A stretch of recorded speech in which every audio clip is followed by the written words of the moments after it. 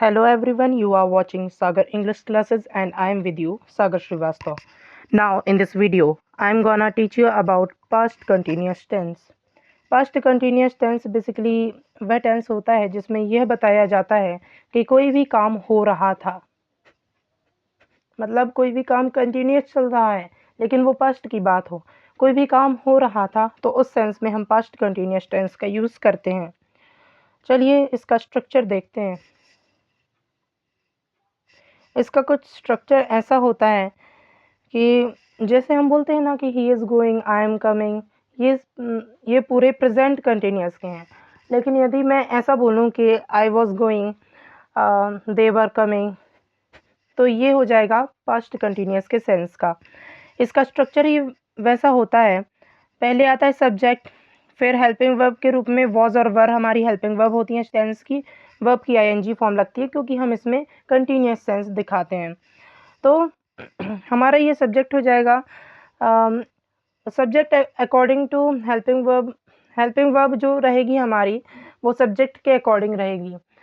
Means यदि हमारा subject singular है तो उसमें हम वॉज का यूज़ करेंगे, और यदि हमारा सब्जेक्ट प्लूरल है तो उस सेंस में हम वर हेल्पिंग वर्ब के रूप में प्रयोग करेंगे।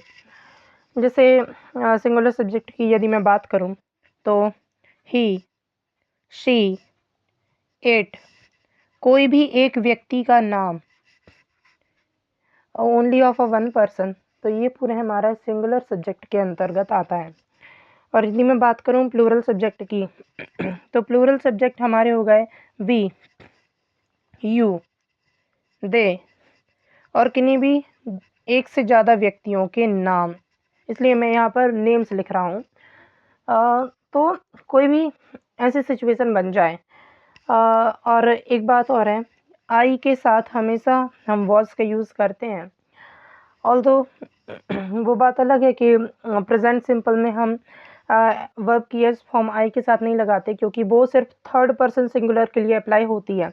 लेकिन यहाँ पर आई और कोई भी सिंगुलर सब्जेक्ट हो उन सभी के साथ हम वॉज का यूज़ करते हैं। और कुछ एक्सेप्शंस हैं, जैसे कभी कभी हम सिंगुलर सब्जेक्ट के साथ वर्ब का यूज़ कर देते हैं तो वो मॉडल्स के अंतर्गत आ जाता है। उसका मतलब होता है कि यदि मैं होता, इफ़ आई वर यू, यदि मैं तुम होता, लाइक दिस, इस सेंस में यूज़ करते हैं। तो पास्ट कंटिन्यूस की बात करते हैं तो इसमें सब्जेक्ट प्लस वॉज या वर प्लस वर्ब की आईएनजी फॉर्म लगती है। इसका मतलब होता है रहा था, रही थी, रहे थे। इस सेंस में हम बात करते हैं पास्ट कंटिन्यूस में। चलिए कुछ एग्जांपल्स से समझते हैं। हमारा फर्स्ट एग्जांपल है यहाँ पर, lion was jumping upon the deer. अब यहाँ पर देखना, लॉयन हमारा सिंगुलर सब्जेक्ट है। यहाँ पर सिंगुलर सब्जेक्ट होने की वजह से यहाँ पर वॉज हेल्पिंग वर्ब आई। यदि ये प्लूरल होता, लॉयंस होते, तो यहाँ पर वर आ जाता। बट यहाँ पर लॉयन सिंगुलर है इसलिए यहाँ पर वॉज का यूज़ किया है। जंप वर्ब होती है हमारी जंप, उसकी आईएनजी फॉर्म लगी है jumping structure wise. Upon preposition है, द डियर हमारा ऑब्जेक्ट है। इसका मतलब हुआ कि शेर हिरण के ऊपर कूद रहा था, lion was jumping upon the deer. अब नेक्स्ट एग्जाम्पल है, Mickey Mouse and Minnie Mouse were meeting with Daisy. Mickey Mouse और मिनी माउस डेजी से मिल रहे थे। यहाँ पर एक से ज़्यादा नाम है इसलिए यहाँ पर वर हेल्पिंग वर्ब का यूज़ हुआ है। यदि एक ही नाम होता, या तो मिनी माउस होता या तो मिकी माउस होता, तो वहाँ पर हम वॉज का यूज़ कर लेते। लेकिन यहाँ पर दोनों है इसलिए यहाँ पर वर आ गया।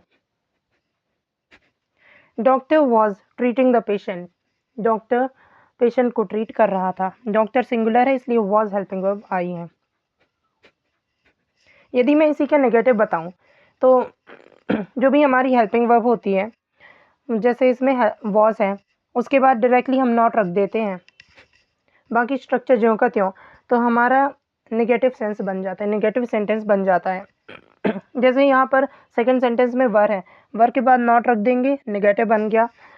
थर्ड में वॉज के बाद नॉट रख देंगे तो हमारा नेगेटिव बन जाएगा, खेल ख़त्म। ऐसे नेगेटिव बनाया जाता है, हेल्पिंग वर्ब के बाद डायरेक्टली हम नॉट रख देते हैं। Is that clear? अब इन्हीं एग्जांपल्स को देखते हैं, नेगेटिव बनाया गया है। पहला एग्जांपल है, lion was not jumping upon the deer. Was यहाँ पर हेल्पिंग वर्ब थी, इसलिए उसके बाद नॉट रखा, तो हो गया lion was not jumping upon the deer. इसका मतलब होता है कि लॉइन हिरण के ऊपर नहीं कूद रहा था। Mickey Mouse and Minnie Mouse were not meeting with Daisy. Mickey Mouse और मिनी माउस डेजी से नहीं मिल रहे थे। यहाँ पर वर हेल्पिंग वर्ब थी, तो वर के बाद नॉट लगा।